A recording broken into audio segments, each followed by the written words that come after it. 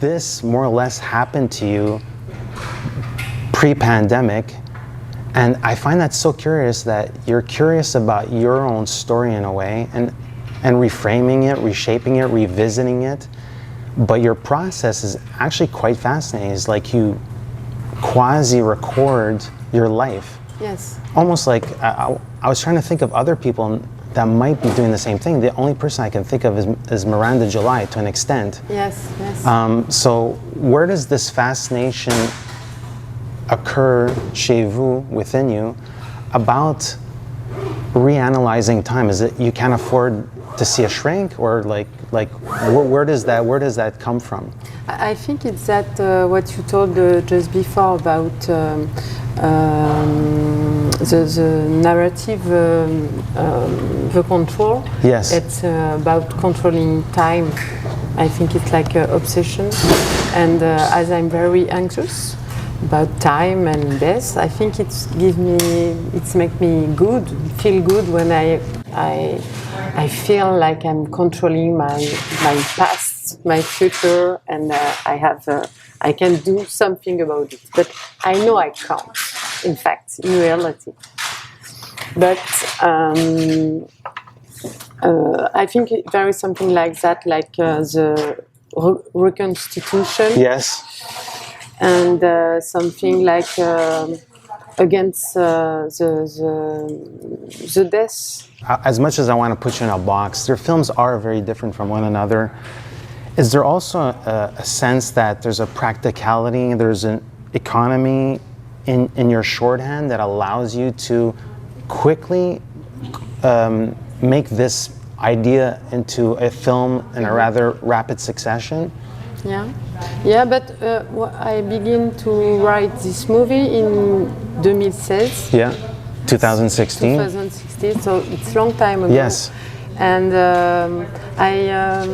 it seems like it's very quickly done and like it's doing like that, but it's a lot of preparation. There is no improvisation at all. It's very precise. I have before each movie I do like a maquette, like the movie before the movie. I go to film each plan. You revisit the same locations on some level, and you film it. Yeah. So you make the film before you make the film. Yeah. Which is a very methodical way. Yeah, it's like crazy. It's like a lot of work, and but I like it. I'm like doing little thing with the time. I go forward and I mix all that and I make it mine, and I'm controlling it. Are you still controlling it to this day? The film is no longer yours. Do you still think about the film on those terms? No, because I'm always working on another movie. So now I'm working on the number 2 of the trilogy, because it's a trilogy. And in July I'm going to shoot the part 2 in Sardinia with Philippe. And so now I don't think so much about this movie. Yes, but today I'm going to show it to the audience, and it gives me strength to go on. But I don't think about it. Was it always conceived that you wanted to make a trilogy when you? Yeah. Oh wow! Okay. Yeah, and I wrote the 3 movies at the same time, but not in the detail. But yes, and even I thought I would do the second one first. Okay. But it's more complicated, so I finally choose to do Voyages en Italie first. Fascinating. Oh, I'm so happy to hear this. So for me, I start watching this film and I'm thinking, to me, this is a horror movie. There's routine, there's the death of the possible couple, there's dumb tourism, there's 69-year-old flights, there's a sexless first night of a couple. I'm like, this is the death of couplehood. But as I'm spending time with this film, there's something about tolerating a person that's really close to you, but it also says that you pick the right person. And that really rings true to me. There's a lot of charm in this. And there's a scene where he, on some level, he protects you from imaginary jellyfish. But I'm like thinking, oh, Sophie's made the anti-romance romance. Yeah. I don't think you were thinking in terms of genre, but are you thinking more or less like, how do I make something, how do I fall within genre without abiding to those rules? No, usually I don't do movies thinking about other movie. I wanted just to make a movie about conjugality, love, Yeah. but not the beginning of love and not the end of love, and just love with all its complication, and about the couple and the bed, conjugal bed. Yes, yes. Yes, and that's that. I think there is not so much movies about that because there is no event. So outside of sex or Yes. procreation or Yeah. It's a safe spot. It's a safe Yeah. space between two people. It's about the link. Yeah. The link. And so obviously I'm thinking of the Rossellini film, and I would argue that there's not too many reference points. I think what you do in this film is that we do see a sort of like, I think in that film there was a lot of shots of the exteriors that sort of match there, but I think your character on some level flips the switch on the dynamic in that film, meaning that she's more empowered to seduce, if you will. But then, without giving away too much, there's two people thinking about this character. So it's his insecurities are matched with your needs, and I thought that was such an interesting twist on that. How much of the original, not the original, but of the Rossellini film, besides this, just discussing it openly, how much was that a reference point? A lot. Because each time I go to Italy, I think about movies. I can think about Moretti movies. Yes, also. yes. And it's like a cliche, and that's what we are waiting for when we are doing a romantic journey. We are thinking about images we know with the scooter, with images of love, and what we should do, what we should feel. Even if it's 4 days, we have to be happy, and that's why I was thinking about that. And also I think it's interesting to make a movie about ordinary people and ordinary things, which is very important because the link and love is for everybody. And it was interesting there is the Rossellini couple, very class couple with money, very like with a lot of privilege. Yes. And this couple, like with the Guide du Retard. And TripAdvisor. Yes, like everybody. And for me, it's also politic to do that. Yes, it is. It shows that everybody life is interesting. I love the fact that they admire the Sealy, the quality of the bed. Like I'm like this is so typical, but we never find that in cinema. People are not mentioning the fucking mattress. Yeah. Of course you find it here. Criticism is quite jarring.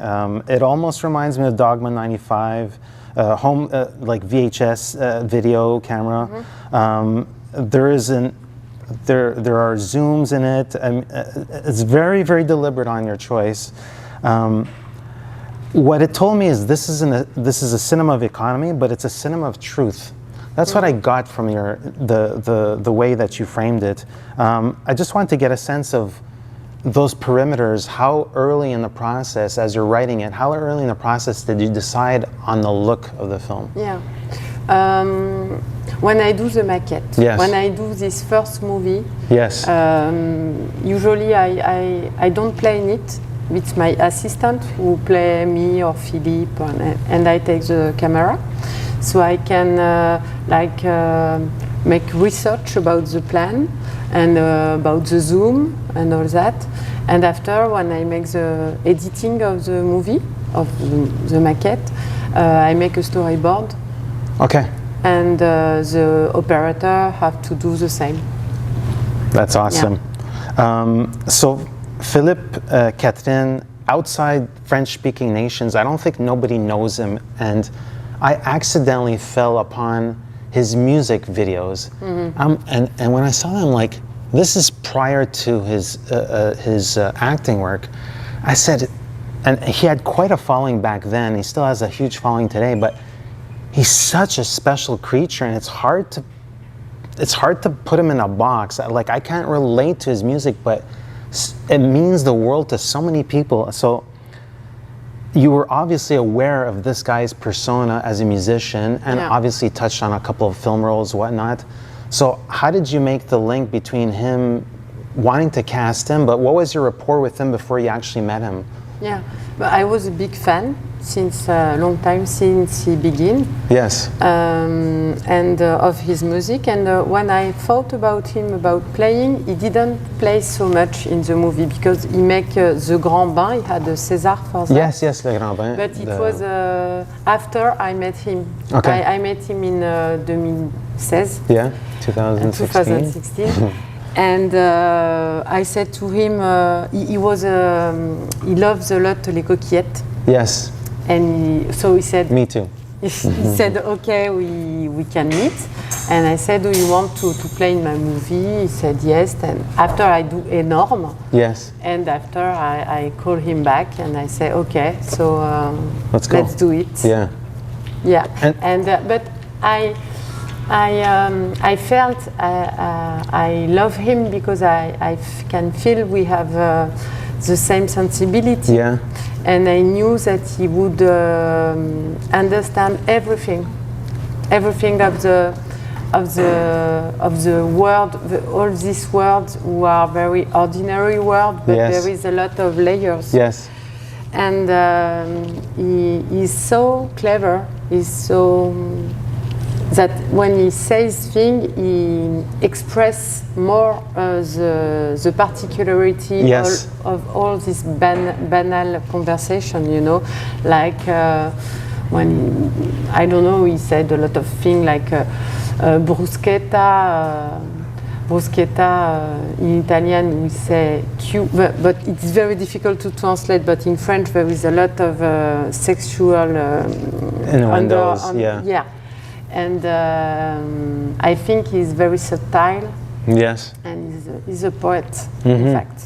It's funny because the one scene, and it's a throwaway scene, it's nothing, but it's when you guys are sitting together and you have the child's name, it's Raoul. Raoul's in the other room, and he's still performing with Raoul in the other room, but he's doing it like he's, like the way he talks to the child as he's trying to pay attention to you and pay attention to the child and pay attention to his own needs and stuff like that. I thought there was like this trifecta of like different things going on. I thought he was quite brilliant with those subtle things. We talked about the Sealy mattress. I think memory is such a tricky, interesting thing, and I'm rethinking how we record information, how we process information, how we take information out of larger things, circumstances that happen in our lives. You're going to leave this interview, you're going to go to a restaurant. I'm curious about your antenna. I know that you're thinking about your existence and all those little bits, but if I were to sit in a restaurant and look at you from across, would you be attentive to what other people are saying on the other tables adjacent? Are you some weirdo that's in the airport and you're a bit too close to people's conversations? Yes, of course. I think it's always a mix about my sensibility and what I live. And after, when I do the movie, I report it on other people. And especially for the other movie, because here I play in the movie. For example, in La Vie Orange, one of my first movie, it was about my group of friends, and after I choose another group of friends to play us, and it was no longer about me, but I think it makes me good to pretend to a sort of comprehension, like a universality of something. Yes. And to think that everybody has a sensibility, and to make that true like connection. we are, you can find people who speak the same language. And it's make me a lot of good. But a lot of time I'm very curious about people, and I like to observe, I like to details, and I'm very sensitive. So, but when I do improvisation, when I'm writing,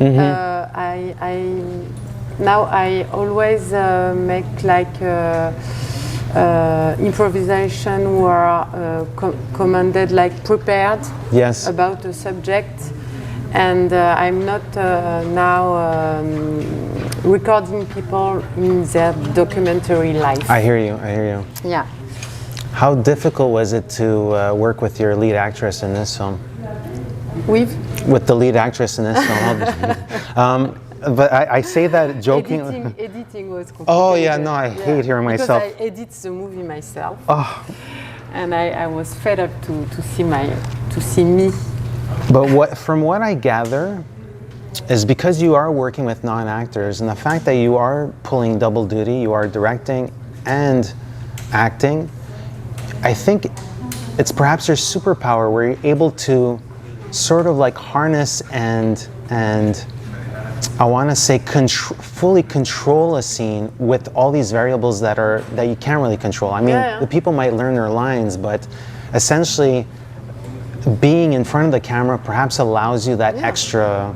Yeah, and for example, in the coquillette, it was very easy for me to be in the image because I can direct everything and give the rhythm I want because I was here. It's me who I do the orchestra, but inside at the present, and it's very cool to do that. And even I have the plan in my head, so I can even imagine my movement and the composition, and I'm acting in the composition. So you're like almost like lead guitar, but you are the musician. Like you're inside the pit.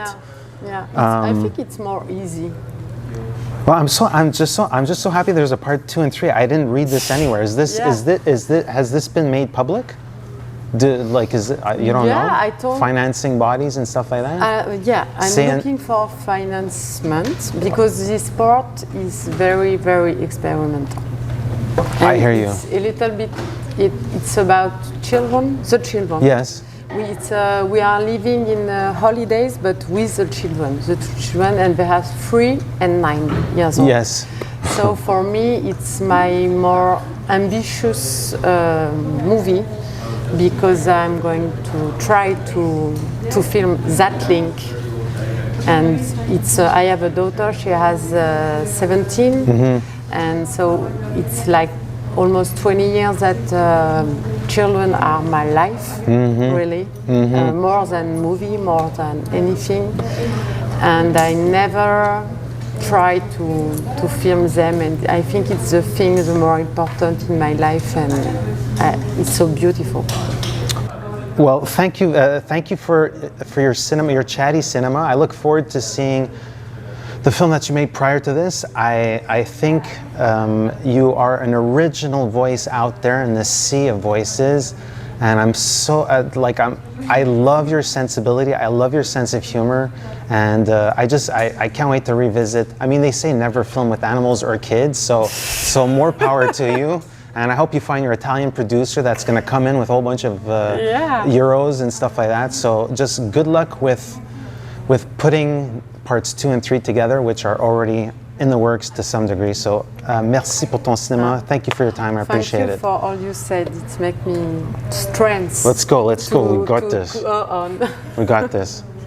Hey, this is Eric from IONCINEMA.com. If you want to support us, subscribe below. For more reviews, interviews, film festival coverage from Sundance, Cannes, Toronto, you want to check out these guys on this side.